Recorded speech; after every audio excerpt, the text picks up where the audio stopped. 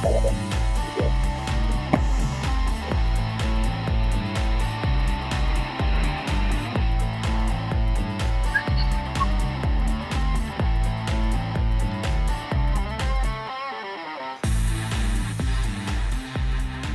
back to the Raw Prospect Podcast. My name is Nixon. That is Michael Wein. And today we're continuing our series of top 10 power rankings. If you're new here, we do this every few weeks throughout the season. We could both go through our top 10 lists, and the criteria changes throughout the season as well. You'll stay tuned for that. But if you're new here, like I said, make sure you subscribe to the channel, leave a like on the video, and continue the conversation down in the comment section below as well. We want to hear your thoughts. We want to hear what your top 10 list is. Give your criteria, give your reasoning, or don't. That's cool too. But yeah, we appreciate y'all being here. We're trying to, get this thing grown. We're a small channel. If you like, sports talk, super casual sports talk between two friends, man. Like this is the place to be. So with that all being said, Michael, how you doing, man? Things could be better in terms of sports right now, but I'm looking forward to another week of NFL football. As even though I've been through my fair share of pain the last week in sports, I have my hopes up for the Steelers, my favorite NFL team, and we've got some other exciting things going on around the NFL. We did these power rankings 2 weeks ago, and I thought we would be able to hold off maybe 3 or 4 weeks until we did another set of power rankings. But so much has happened that it feels like we need to course correct on some things from our last power rankings, which is why we decided to do it tonight. So I think last year it was kind of a bi-weekly thing, and so maybe that returns. But I'm doing all right. Things could be better, but look, I mean, not to drag us too far off topic, I'm numb to postseason exits as a Yankees fan. So it always kills, but I've seen a lot worse than this here, including what happened to them in the World Series last year and the times that they got beat by the Astros. So it is what it is. I'll be rooting for one of these smaller market teams to win it. Feels like the Mariners have a good chance. I'm not so sure about the Tigers. The Blue Jays have a great chance. They can hit the shit out of the ball. And then it feels like whoever comes out of the National League will be tough. Whether it's the Dodgers, which feels inevitable, even though their bullpen isn't great, or the Brewers. They're a pretty well-rounded team, and they look like they're probably going to win that series, although the Cubs did win tonight. But the MLB playoffs, from an entertainment standpoint, even though my team's likely not going to move on, has been awesome.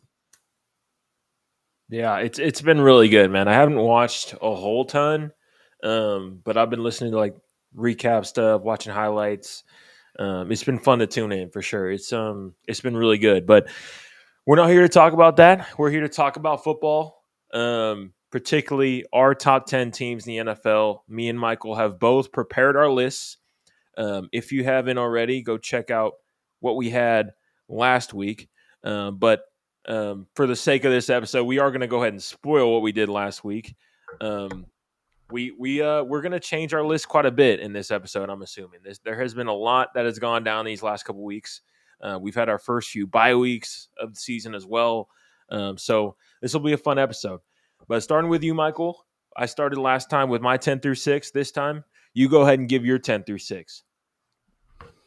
Yeah, so to start out, at number 10, I'll go through 10 through 6, and then we can compare. So at number 10, not on my list the last time we did this 2 weeks ago, the San Francisco 49ers, who find themselves at 4-1, even though they have a bunch of injuries, especially on offense, and they're 3-0 in their own division. Kind Kyle Shanahan put on a masterful performance last Thursday night, coaching-wise, against a divisional opponent on the road, even though it's not really on the road, against the Los Angeles Rams, the way that stadium sets up. But I'm giving the 49ers their respect. It's not necessarily pretty right now. They have a bunch of guys hurt, but they're finding ways to win games, and they're executing late in games. But we can get into that conversation more later. Number 9, I'm giving my respect to the Denver Broncos. A couple weeks ago, we put up I can't remember exactly what the question was in one of our overreaction or reality segments. We had a question about this Broncos defense and whether or not it might not be as good as we think it is. But they're top 5 in both points allowed per game and yardage allowed per game. And Bo Nix is getting it done when it matters. They just went into Philadelphia and beat a really good team that's going to be high up on this list. The 2 games they've lost, they've barely lost. So I'm giving the Broncos their respect. The Colts at number 8, they were not in my power rankings the last time we did this. They were just left off at number 11. They were my first team off, but they continue to win. Their offense looks effortless at times. They're not just winning, they're blowing out teams. I feel like they're a pretty well-rounded football team. They've got a bunch of weapons. Defense is playing well enough. I'm giving their respect at number 8. Number 7, I've got the Rams. Still really believe in this team. They just I do think they need help in their secondary, but I believe in Matthew Stafford and Sean McVay, so they're still in my rankings. And then number 6, some people might have them higher, is the Tampa Bay Buccaneers. They just continue to win games late, and Baker Mayfield might be my leading candidate for MVP at this point in the season. He's definitely up there in the top 3. So my 10 through 6 is San Francisco, Denver, Indianapolis, Los Angeles, and Tampa Bay. Okay. So my list does differ a little bit. Who did you have at 10 again? San Francisco. San Francisco. Okay, yeah. So, yeah, it does differ. I have Washington at number 10, so we can have a little conversation about that. San Francisco at 9. We're kind of on the same wavelength there. You have them at 10. And then I have the Jacksonville Jaguars at number 8. I was deciding whether or not to put them higher. But ultimately, like, I think the teams I have above them, like if I were to say they were to play on a neutral site, I think I would go with the teams I have above them over the Jaguars right now. But that could definitely change. And then the Rams I have at 7. We're on the same wavelength there. You have them at 7 also. And then I have the Broncos at 6. This week ranking the teams was very difficult. So I was expecting a little bit of difference between how we ranked. And I think I don't think it's because we disagree, honestly. I think it's more so just slight, I guess, differences in criteria. For me, in terms of criteria this week, because it was so hard to, rank with my like half projection, half right now type of ranking, I just went off of if these teams were to play on a neutral site, who do I think would win? And that is a little bit of a flawed way to do it, but that's what I went with. Yeah, I think let's start with Denver really fast since we were kind of on that topic. You have them at, what do you have them at, 6? Yeah, 6. I've seen them in some power rankings as high as number 3. So I don't blame you there. I have them at number 9. They weren't in my power rankings the last time. But when you look at this Denver team, they've got a really damn good defense that's performing at, I think, pretty close to the level we expected it to. Nick Bonito's an absolute monster. And they've got good players everywhere. Pat Surtain is one of the best to do it at his position in the league. The thing that impressed me the most, though, was the late game execution by Bo Nix in the offense against the Eagles in that game, where in the fourth quarter, he went 9 for 10 for 126 yards while leading 3 consecutive scoring drives and a come-from-behind win. They're playing a lot better the last couple weeks where they blew out Cincinnati, although Cincinnati's been a mess ever since Burrow went down. But they did what they were supposed to do. And again, a lot of my power rankings this early on in the season, as I explained in the last episode, is based on your body of work so far. And that Eagles win was super impressive. They're not quite – I don't have them higher because I feel like there's more room they have to improve, especially from a consistency standpoint offensively early on in games. Coming back from 17-3 down is not always going to be a sustainable way to win, but they're playing really good football. One of their losses was because they had a penalty on a last-second field goal attempt, and if they don't, they win that game. And the other was a 3-point loss to a divisional rival. So, like, their body of work while they're 3-2 is really good for the most part. Just want to see more consistency offensively early on in games. But when you look at, if we're kind of projecting forward here, their schedule is pretty manageable here coming up. They got the Jets this week, although it will be in London, and then they have some winnable games after that. So it's a 3-2 record, but it could quickly become 4-2, 5-2, maybe even 6-2. Yeah, they have it all in front of them still. They lost a tough divisional game against the Chargers early on, but wait, am I thinking of the right thing? Yeah, no, they did. Yeah, they lost a tough divisional game against the Chargers, but this defense has stabilized. I think that's what I point to in terms of me ranking them at number 6. I have a little bit of, like, I question the Rams secondary still a little bit, and in those, tough matchups when you're playing the really good teams and you're not able to get a consistent pass rush like rushing with 4, will you be able to have your secondary hold up? And I kind of question that a little bit with the Rams. But on the other side of the ball, I think the Rams probably,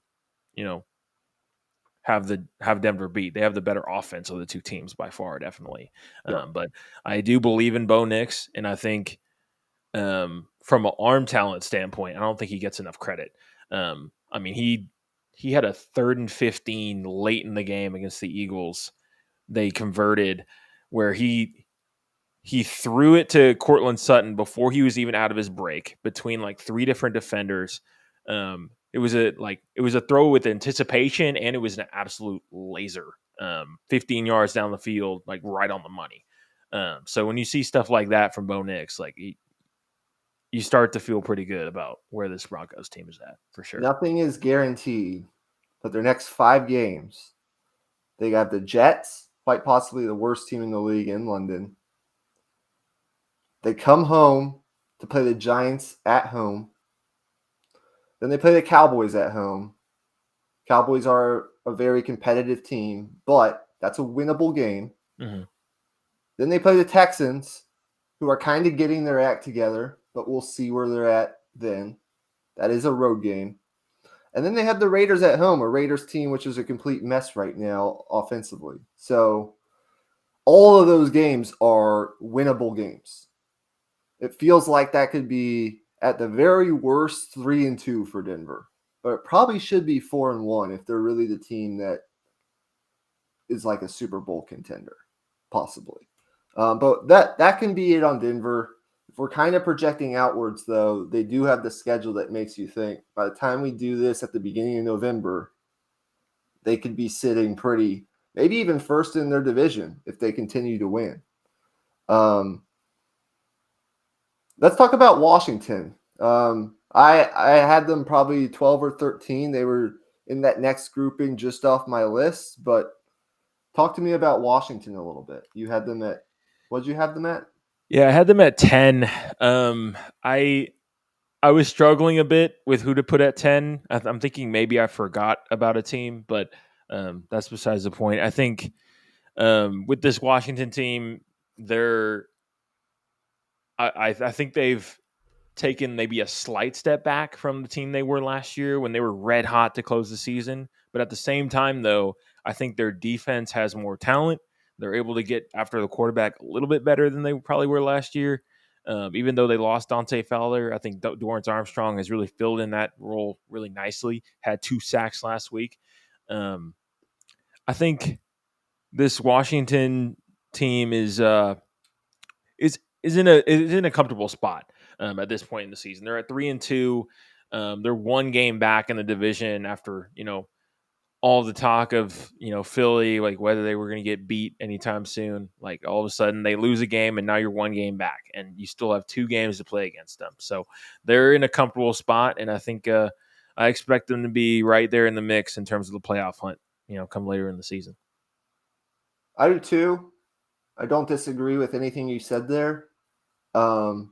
Really impressive performance against the Chargers as they got their quarterback, Jaden Daniels, back from whatever he was dealing with.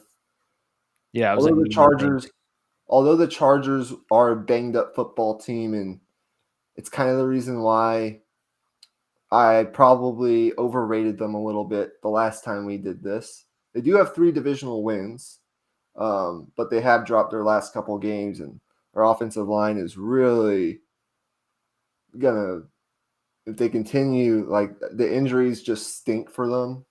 Yeah. And Justin Herbert's getting hit a ton. Now Amari Hampton's on the IR. Najee Harris has a torn Achilles. I still believe mostly in the Chargers, but they have too much going on right now. In the last 2 weeks have not been pretty. Offense has slowed down quite a bit. But I see where you're coming from with the Commanders. I just want to see a little bit more. But this Ja'Cory Krosky Merritt kid, do you know where did he come from? Like what school did he go to? Gosh, I want to say it was like a Eastern Coast school. 14 carries, 111 yards, and 2 touchdowns against a pretty stout Chargers defense. Yeah. The Commanders' running game has quietly been like the strength of this team, and they've kind of needed it given that Jaden Daniels was out for a while or a couple weeks. They're the 3rd best in the NFL based on both expected points added per rush and success rate. And they have a home game against the Bears on Monday Night Football here coming up this week. So their run game is working. Their defense is better. I think they have a workable schedule here coming up. And by the next time we do these rankings, they could definitely be on my list. They're kind of in my next group of teams with like the Chargers, whoever else has been left off my list. Seattle's dropped a little bit. Not necessarily because of anything they've done, but I just elevated teams over them. So that's kind of where we sit on Washington. We agree on the Rams. What else do we need to discuss? What else do you want to discuss in this 10 through 6 segment? Let's save the Jaguars talk for the last half of the episode. We can briefly touch on the 49ers real quick. Okay. My take on them is that they're a bit of a flawed football team, but I do think they're very well coached. Bringing back Robert Saleh and the difference between him and what they had last year and Brandon Staley is night and day. I think with Saleh's more aggressive style of defense, kind of, having the defensive line like playing with their heads on fire, like just causing chaos up front. Like you see like them make big plays like that they just weren't making last year. Like even if the defense is like squishy at times, like they're still, they're opportunistic and they can get that big turnover that they need to get and in big moments in a game. They still have the star power to make it happen. So this 49ers team is interesting. I don't think they're a Super Bowl contender. But if they get healthy at the right time come later in the season, I mean, I could see them getting to like the divisional round maybe. I mean, that's definitely in the cards. Yeah.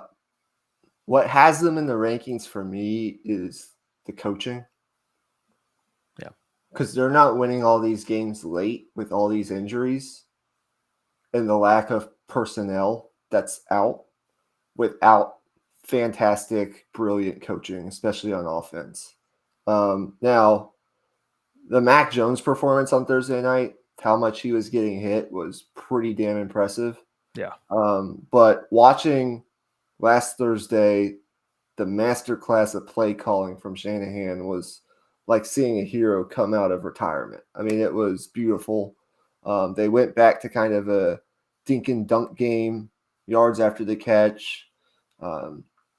They stayed ahead of the chains, and then they put on a clinic on third down with Mac Jones. They're still ravaged by injuries. I don't think they're a Super Bowl contender either, even when they get these guys back. But, like, I don't know that there is a team in the NFL right now that doesn't have a flaw or multiple flaws. I don't think there is a great team right now in the league. I think there are some very good teams, but I think you can point to, like, the teams that we're going to have in the top 5, and you can nitpick and point out flaws in all of them. Yeah. So I just given the 49ers respect for winning games without, pretty much their entire offense, sans Christian McCaffrey, and winning games with Mac Jones, the play calling, the coaching, and they're winning games late. It's not pretty, but there's something to be said for being able to execute late in games and make the clutch plays like the Alfred Collins punch out on Kyron Williams at the goal line to basically save that game for the Niners. The Rams were about to score a go-ahead touchdown, and Alfred Collins punches that ball out, and they recover it. They're making the necessary plays to win, and so they deserve their respect for that. Yeah, for sure. Okay, I'll go ahead and reveal my top 5. I have Tampa Bay at 5. I have Indianapolis at 4, and we'll talk about them for sure. I have Buffalo still at 3, Philadelphia at 2, and then Detroit as my number 1 team in my power rankings. Okay. I've got Kansas City at 5, Green Bay at 4, Buffalo at 3, Philadelphia at 2, and Detroit at 1. And then I had Tampa Bay at 6. So we're one spot off on the Bucs. Where do you want to go here first? I just realized I forgot about Green Bay. Oh God. Okay. Yeah, let's start with the Jacksonville Jaguars. I can once you're talking, I'll adjust my rankings a little bit. I'll add in Green Bay again, but yeah, for Jacksonville, we'll start with you. What's your take on them right now? I think you had them at what you have them at? I don't have 5. them. I don't have them in my rankings, but they're just outside Oh, okay, of the gotcha. rankings. But I will say this: like, I'm more encouraged than ever by that late game performance by Jacksonville in that game Monday night against the Chiefs. Trevor Lawrence made an unbelievable throw to, I think it was Brian Thomas Jr. on that final drive, and then he made an unbelievable play. Got stepped on, I think, by his center.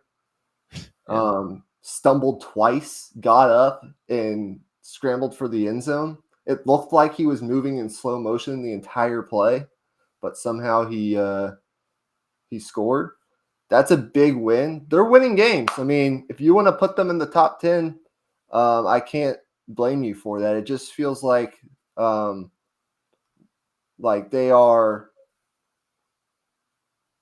It's just all going to come down to the consistency from Trevor Lawrence. Yeah.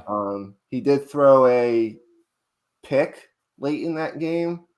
Those things always kind of worry me with him, but give them credit. They're winning games, and right now it feels like it's a fight between them and the Colts for that division. Like, they are not going to go away. Those head-to-head matchups are going to be key. And look, finally, it was a primetime game where it feels like Trevor Lawrence didn't totally embarrass himself. And they made a great play, the pick six. which basically won them that game on Patrick Mahomes in the red zone.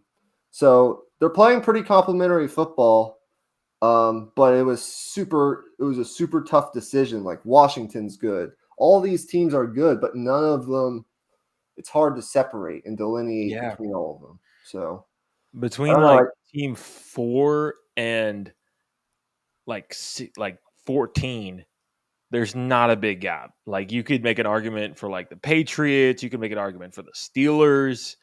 There's a lot of teams you can make the argument for to be in this top 10. And I probably wouldn't even, I probably wouldn't even be mad at it. But the thing about the Jaguars for me was I think the big difference is not even just the defense to me. It's the run game. The fact that they can run the football again is such a big breath of fresh air for Jacksonville. They were so bad running the football the last couple of years. I don't know what was going wrong with Doug Peterson's designs, but maybe it just didn't fit Travis Etienne's running style. But I think Liam Cohen's creativity is being shown off.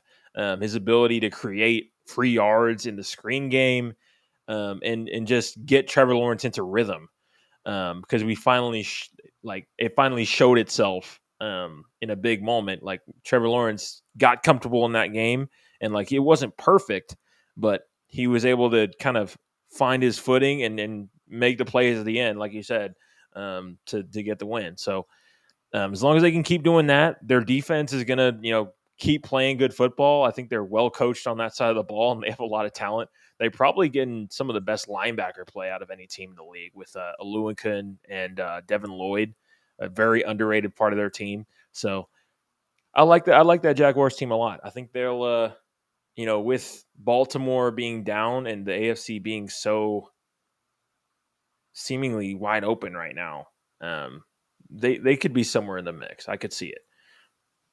Yeah, and you think about a team that won 4 games last year, they're already sitting at 4 wins this year. Yeah. And so that has to put Liam Cohen at the top of the coach of the year, like early coach of the year candidate list. Their run game has been impressive. The team's playing really well. I guess just for me, I have other teams above them, but they're definitely deserving of that respect.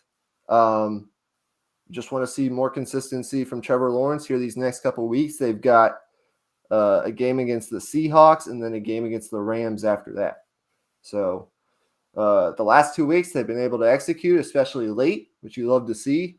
They beat the 49ers and they beat the Chiefs. So maybe they can continue that. And if they can, they'll be in my rankings next time. Yeah. Okay. And circling back here, I know I mentioned I forgot to put the Packers on the list. Sorry, Packers. I'm gonna slot them above the Rams and below the Broncos, and then move Washington off of the list. So I'm gonna put Green Bay at number 7, I think that would be, and then everyone else below that would drop down one spot. But getting into your top 5, where do we kind of defer? To kind of recap, Detroit at 1, Philly at 2, Buffalo at 3, Indy at 4, and then Tampa Bay at 5 for me. Okay, so let's cover our bases here really quick. We both agree Detroit's the most well-rounded, least flawed, most complete team in football right now, right? Yeah. Like even with the injuries. Yes, they're clicking on all cylinders, and Aiden Hutchinson is an early candidate for Defensive Player of the Year. The way that he's playing coming off that injury is unbelievable. They do have kind of a brutal stretch coming up. They're without Terry and Arnold right now. Their next 5 games are against the Chiefs, Buccaneers, Vikings, Commanders, and Eagles. So we'll see how good they really are. But they pushed around the Ravens when they were mostly healthy for 4 quarters. And then they've just absolutely destroyed the Browns, Bengals, and Bears. They're beating teams they have to. And They lead the league in points scored. Their offense is still awesome. So they have two really good backs. Their defense is playing well. It's just pretty unbelievable. And then when it comes to like this whole Philadelphia versus Buffalo conversation, I think we both have Philadelphia 2, Buffalo 3. Is that correct? What was kind of the separating factor there for you? Because both teams have their flaws. For Philadelphia, I think it's on offense. And for Buffalo, I think it's on defense. For me, for Philly, I think it's the fact that they can win in multiple ways. They've displayed that. I think the thing with Buffalo that I am not a fan of right now is the fact that, like you mentioned on last episodes, like they hadn't turned the ball over in like a long time before this last game. So to that point, like I think that like that script has to be kind of perfect to start off. Like they have to get off to good starts offensively, and if you like have a hiccup early on in the football game, like all of a sudden, like their defense, while it's decent, I wouldn't say it's like good enough to shut down some of the best offenses in the league, and then all of a sudden, if your offense has a hiccup or two, and then all of a sudden you might lose a game that you shouldn't. So I think for Philly, it's just inconsistencies from Jalen Hurts. That's really what it comes down to me. And I think they'll have that figured out. But for Buffalo, I don't know if what their problems are something that they can figure out. I think that's the separation for me. It's kind of weird having such a great roster, and we know like Philadelphia is one of the best teams in the league, but it's kind of weird having a team that's 29th in yards per play in the NFL at number 2. Yeah. Their offense just doesn't click. Like they have halves where their offense just is like hard to watch. They're trying to get Justin Jefferson the ball. Justin Jefferson. They're trying to get AJ Brown the ball. What I was going to say next was he's been targeted as much as Justin Jefferson has been in like the last couple weeks. They are throwing him the ball. They're just not like there's something off with the chemistry between him and Jalen Hurts. They were up 17-3, or they were leading that Broncos game 17-3 by multiple scores from like the mid-second quarter to like the mid-early stages of the fourth quarter. And they handed the ball to Saquon Barkley like one time. They're not quite committing to the run as much as they did, and they're not getting as much out of the run game as they did last year. I don't know what that can be necessarily attributed to, but their offense just doesn't click at like full cylinder. We haven't seen it quite click at full cylinders yet, outside of maybe like a half or two. And that's my flaw with Philadelphia. But even with that, they're a team that has so much talent on their team, and they're just better in terms of top to bottom roster standpoint that they find ways to win games. And when they stay ahead of the chains and they get into third and short, fourth and short situations, they convert those and they mostly win games.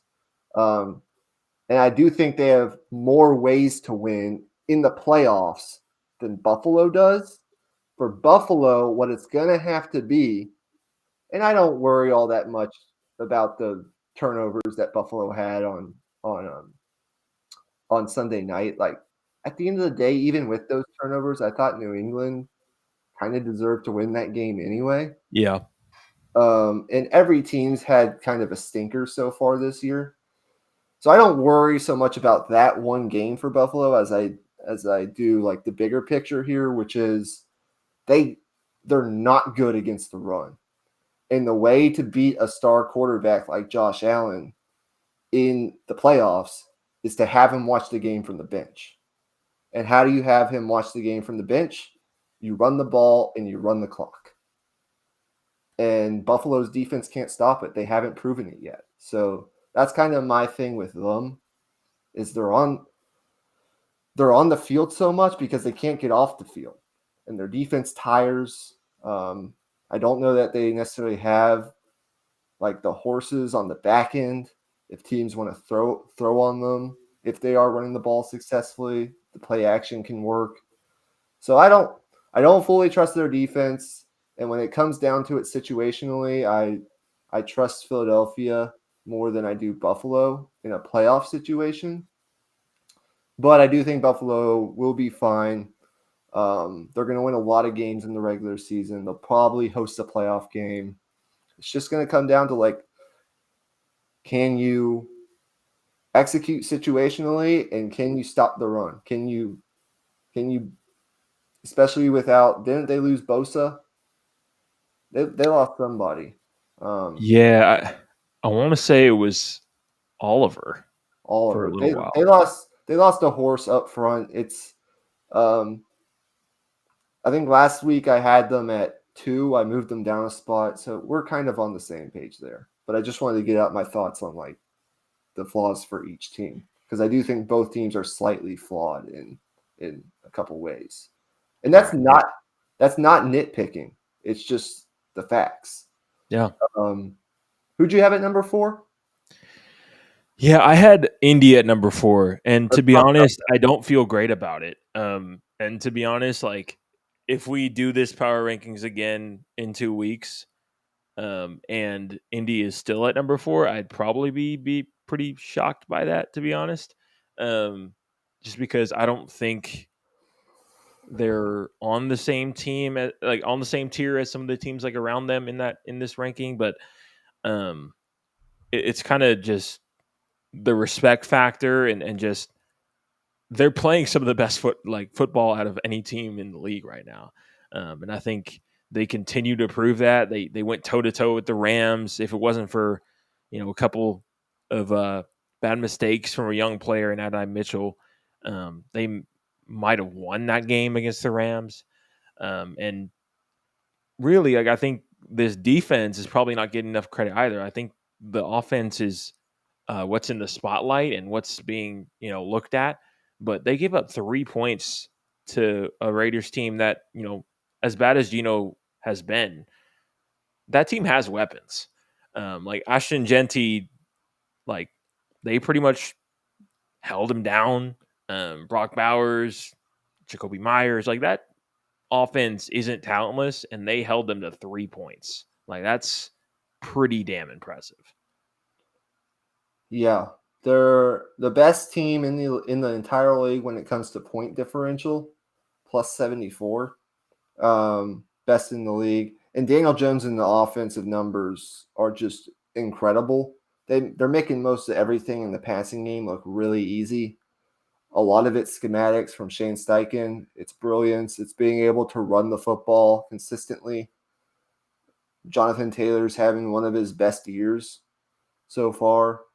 They're getting good fortune from a health standpoint on the offensive side of the ball, where they might not necessarily have had that in past years. And their defense is just flat out solid. They're well coached. They don't give up many big plays.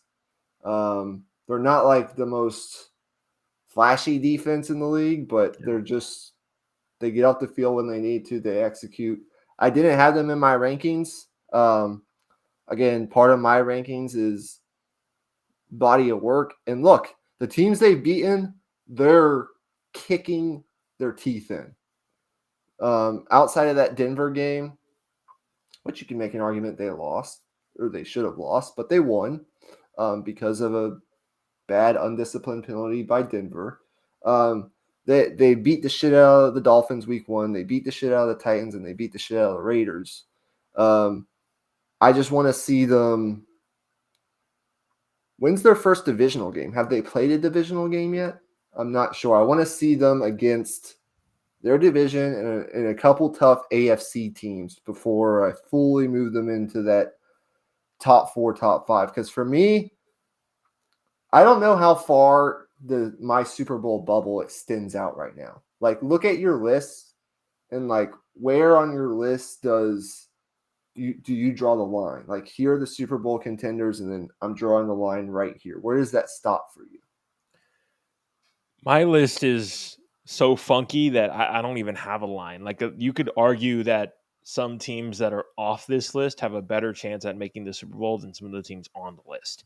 Sure. So in terms of the list I do have, it probably stops at Buffalo, Yeah, I and would then agree. opens back up again at the Rams, maybe, um, and the Rams and the Broncos. I mean, I could see the Broncos making it, but they're not a like inner circle contender. They're a dark horse. So, um, like I would consider Kansas City a contender despite them being off my list.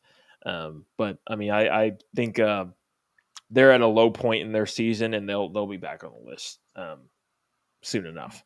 They do play the Lions this week, though. So Yeah.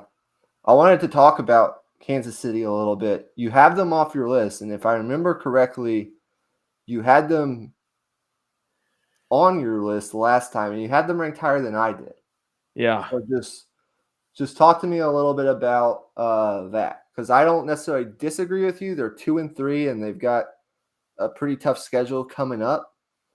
But like at the same time, they are kind of getting healthy, and their offense has looked better. So where are you at with the Chiefs right now? yeah. I mean, to be honest with you, my opinion on them hasn't really changed. This is more so my criteria for this list. This week was a lot different than what it was 2 weeks ago. Got Like it. I think if you're putting them on a neutral side against some of the teams I have ahead of them, like I think um, they could beat the 49ers. They could beat the Jags, but they didn't. They could beat the Rams, but I would favor those teams over the Chiefs right now. And that is likely to change very, very soon once they have Rashee Rice back. Yes. For the first time since 2021, the Chiefs are below 500 after the first 5 weeks. But that year, they won 9 of their next 10 games. Yeah. Um, so, they're going to get Rashee Rice back. They just got Xavier Worthy back. Their offense, like, they lost that game in Jacksonville Monday night. But you can make an argument they were the better team because they averaged like 7.5 yards per play. It was just that Mahomes picked six and a couple things happened, and Jacksonville was able to pull it out late. I don't think a team had lost averaging that many yards per play in a long time, or maybe it never happened. I have to find the stat, but they're going to have it pretty deep. Like, this receiver core is getting healthy. Offense has looked better ever since the second half of that Giants game. It's just, for me, like, how much do I have that performance against Baltimore it looked like the Chiefs. It's just how much are we valuing that right now, considering Baltimore is a mess of their own. But like, if we're projecting with the Chiefs, and I think you probably agree, they'll be in the mix down the road. Where else do we defer, or do we have differences? I guess what team? Last team we haven't discussed is Tampa Bay.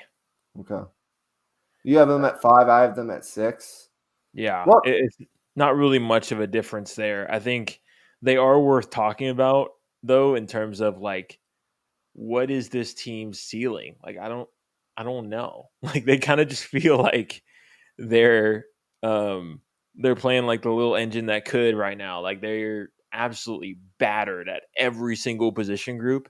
And Baker Mayfield, as you said, is playing at a MVP level, and just not really carrying, but just lifting this team to wins, game after game after game in the fourth quarter. So just they're probably not an inner circle contender either, just because I don't know how to feel about their defense, especially given that they lost Kalijah Cansey for the season. Um, if they had Kalijah Cansey, I would probably feel a lot better about them in terms of their playoff hopes. But um, without that extra juice in terms of pass rush, I find it hard to see them winning, likely having to win a playoff road game against either Detroit or Philly.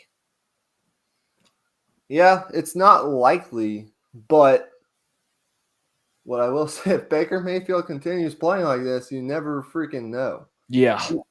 He was 29 of 33 for 379 yards, 2 touchdowns, and no picks. And the the thing with this team is like they're really fun to watch, even with all their injuries, and they're winning games late because of their quarterback play, and their offense. So you got to give them credit for that. Four wins, 4 game-winning drives. The question with Tampa Bay isn't necessarily anything having to do with their team. It's just how sustainable is this? How much longer can they sustain having to win games late over and over and over again? I don't think they're a Super Bowl contender either, but again, part of my power rankings is I'm giving teams credit for what they've done so far and their body of work. And, putting up 38 points on the Seattle defense is not anything whatsoever to scoff at. Emeka Egbuka has been, can I say, the best rookie receiver in the league? Or he's up there. Yeah. I mean, he's putting up like record-breaking rookie numbers, like on Puka Odell type of levels right now. First player in league history with at least 25 receptions, 400 receiving yards, and 5 touchdown catches in his first 5 games as a pro. The question with Tampa Bay is like, how sustainable is winning like this? I think their ceiling right now is the divisional round. But with a quarterback playing like this and all the weapons that they have, if they're healthy, you never freaking know. Yeah, they could trade for a pass rusher, and all of a sudden they're going to be really freaking hard to beat. Yeah, you never freaking know. And I do think they're winning that division. The Falcons are too inconsistent on a week-to-week basis. And the other 2 teams just aren't good in that division.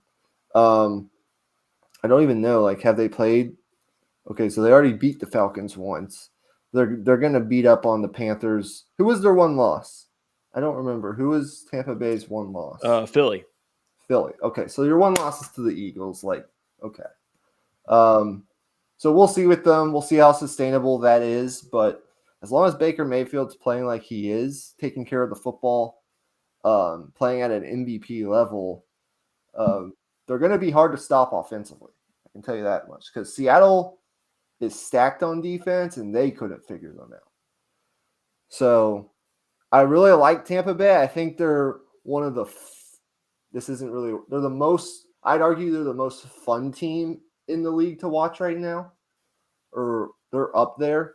Like if you were to do a league pass power rankings, the most watchable teams in the league, they're definitely in the top 5. They're going to win their division though, and they deserve respect for what they've done. What's your opinion on the Packers? That's the last team we'll talk about tonight. I have them at 4. They didn't move much for me.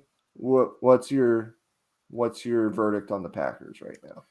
Yeah, I have them at 6. I honestly, my opinion hasn't changed on them that much. I think they probably got a little bit of a bump in terms of me having like, I guess, what's it, recency bias. Bye week this week, and I just completely forgot about them. I knew I was for one. I even mentioned it at the. I was like, wait, I'm forgetting somebody, and then of course it was Green Bay. So I'm still pretty high on them. I still think they'll be in the mix of things. This defense is really good. If you're going to point at anything as being a weakness for Green Bay, though, it's probably their secondary. Yeah, I think looking back, if you're Matt LaFleur, Jordan Love, and company, you got one of your toughest games against the Lions at a perfect time. Week 1, things weren't situated right with Detroit at that time. New play callers, like you got to win against that team week 1. You got one of those out of the way. One of the things that hurt Green Bay last year is the fact that they were not good in their division. And so I look at this team and I feel like, well, first of all, they're coming out of a bye week. I feel like I don't know like who's in and who's out, but I feel like they've had a chance to maybe get some players healthy on this bye week. Yeah. And you look at their schedule, one of the reasons I have them so high is because, or I didn't move them at all, even though you could argue like the Cowboys game was a little disappointing, ending in a tie, and then they lost another game a couple of weeks ago.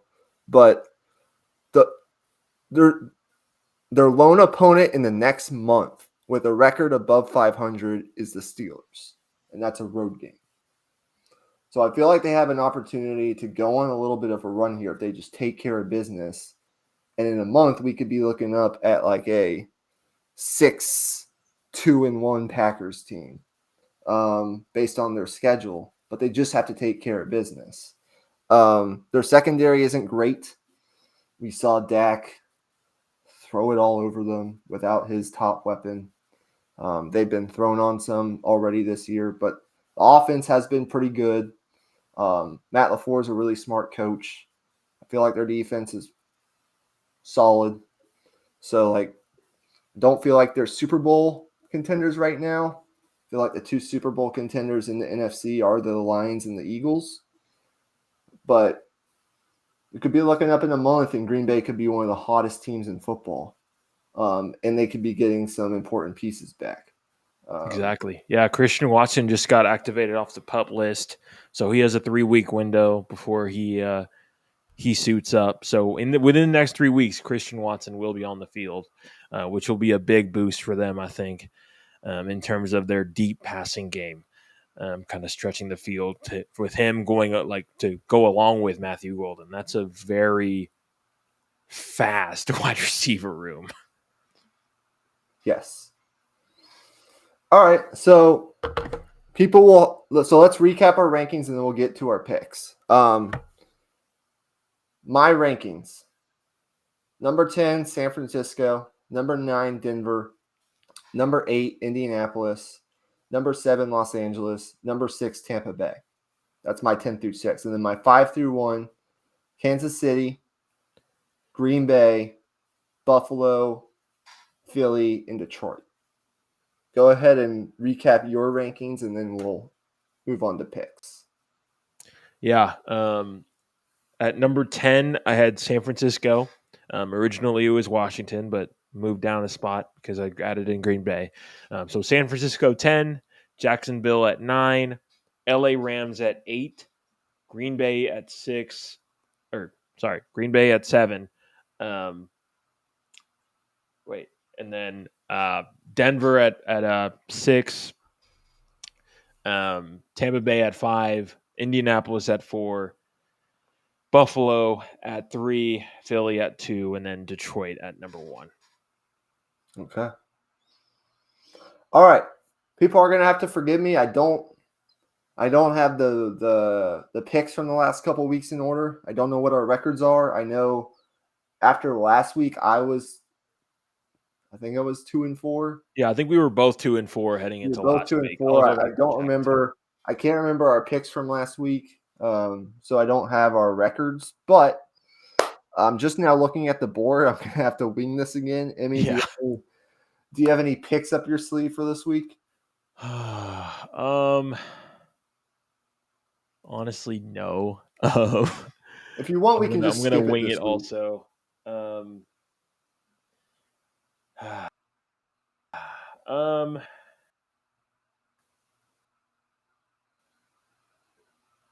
Okay, let's see. Looking at this, I don't know if this is Broncos 7. smart, but I'm going to take. Do you feel confident in the Cowboys against Carolina?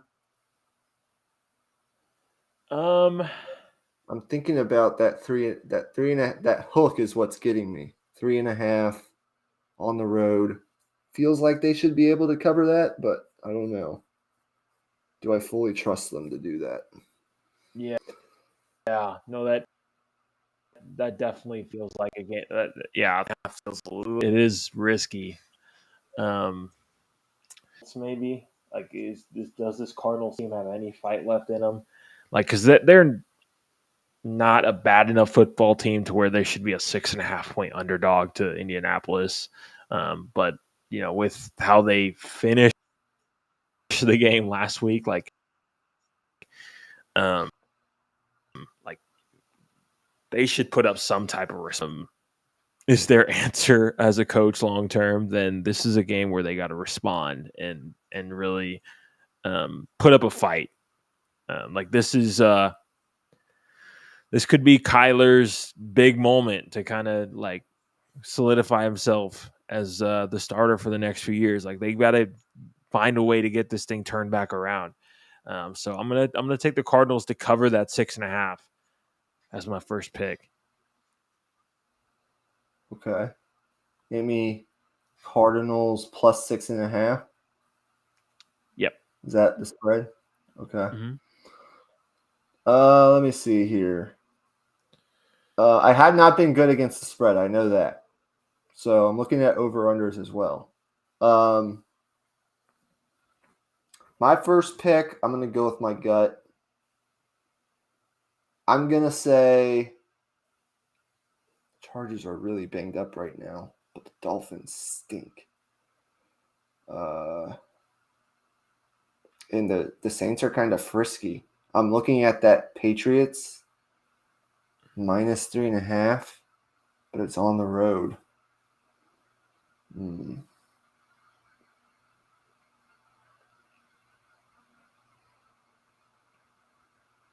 You know what? When in doubt, I'll take my Steelers minus 5.5 against Cleveland. Yeah, Don't I feel think great. that's a good pick. Don't feel great about it, but whatever. I'm just gonna do it. Yeah, it's a tough divisional game, but I could see them covering that. I think that's definitely doable. I'm gonna take the over in San Francisco versus Tampa Bay.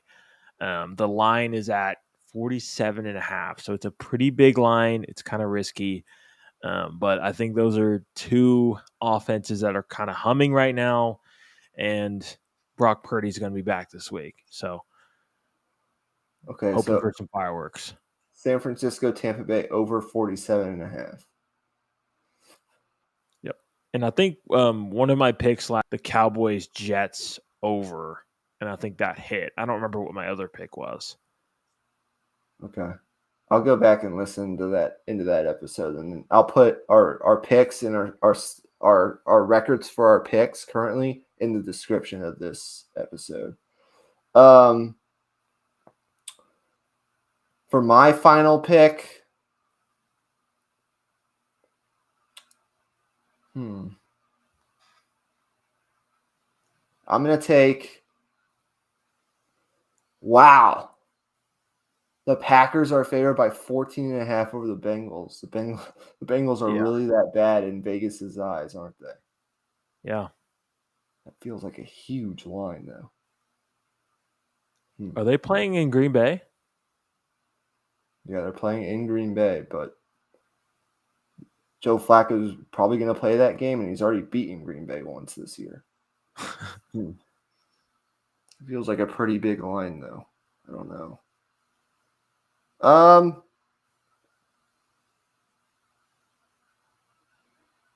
right, I'm gonna take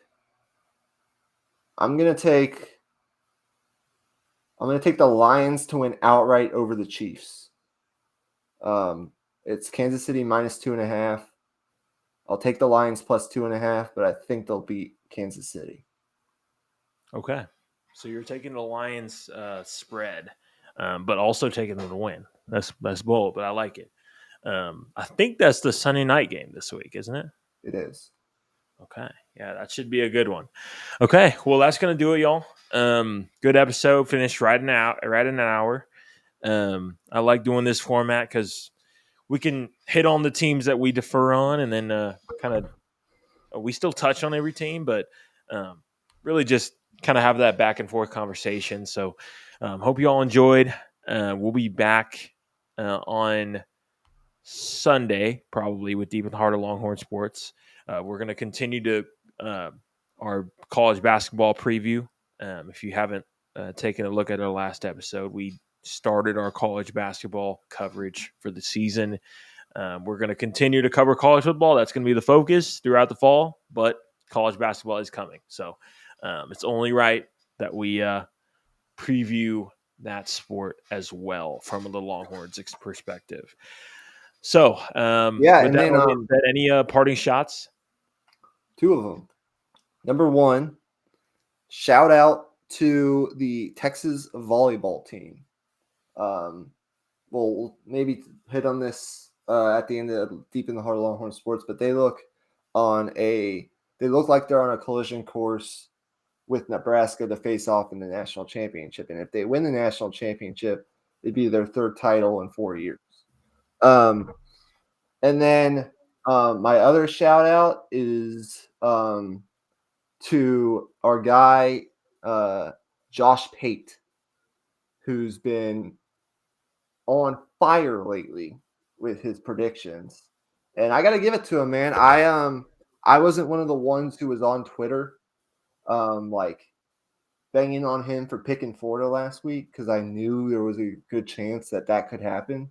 Maybe not in the way that it happened. I didn't think Florida was going to put up almost 30 points on Texas, but like he did pick Florida to win that game outright when everyone else was not picking Florida. And he's probably my favorite. I don't know like who my favorite podcaster is right now, but if you don't listen to Josh Pate and you're like a diehard college football fan, I don't know what you're doing. You don't have to like everything he says, but he's so good. Yeah. And then like the NBA, I'm excited for the NBA because I'm just hoping when you texted me before the episode and I saw the Wemby play where he fell on his wrist, I can have a lot of things happen, but what I cannot have happen after what happened last year is Wemby fuck around and get hurt in the preseason. Yeah. So like hopefully that freaked me out for sure. Yeah. Hopefully that doesn't happen again because we're already going to be missing Fox for the first week or two. I don't worry about that much. And then Harper's dealing with something, so like the last thing we want is Wemby to be missing more basketball. But those are my parting shots. Yeah. Well, did that Yankee game go final yet? It did. Toronto is on to the ALCS. Wow. Okay. Yeah. So they are like, look, I mean, here's what I'll say really quick. Vladimir Guerrero Jr. Talk about like starting your legacy and building your legacy where Toronto really hasn't done much in the postseason. You hit almost 800 in the series against the Yankees. You homer in all 3 out of the 4 games. That team can absolutely hit. They were the thorn in the Yankees side all year long, and they continue to be that. They hit the Yankees starting pitching. That was an area where I thought the Yankees had an advantage. And it's looking like it's going to be, for me, the Blue Jays and the Mariners in the ALCS. And that's fun. I think it's fun that we new get blood in the World Series, man. That's always fun for sure. So give them credit. They beat up on the Yankees all year, and they were the better team. And the thing that I'll be watching for, most of you do not care, is what happens. Is this finally the offseason where the Yankees decide we've made all these personnel changes. We've got all this talent. We have Judge. We have Cole, who didn't pitch this year because of Tommy John. We just signed Max Fried last offseason. He had a great year. We have Carlos. We have all these players in their primes. We have not gotten over the hump yet. We've been to the World Series once, and we embarrassed ourselves when we got there. I wonder if it's not the personnel, but the management that's killing them. You get Juan Soto for a year, and you have all these different like great players, but at the end of the day, I'm wondering if they try to switch something up top with Aaron Boone or maybe a Brian Cashman. I'm actually kind of a defender of Cashman because I think he's aggressive all the time, but that's a story for another day. Deep in the heart of Longhorn sports later this week, and then we'll have something else NFL related out early next week too. Yeah, hopefully Sunday's episode will be a happier episode than what we did last Sunday. That's all I'll say. But yeah, that's going to do it, guys. Until next time, peace out. Peace.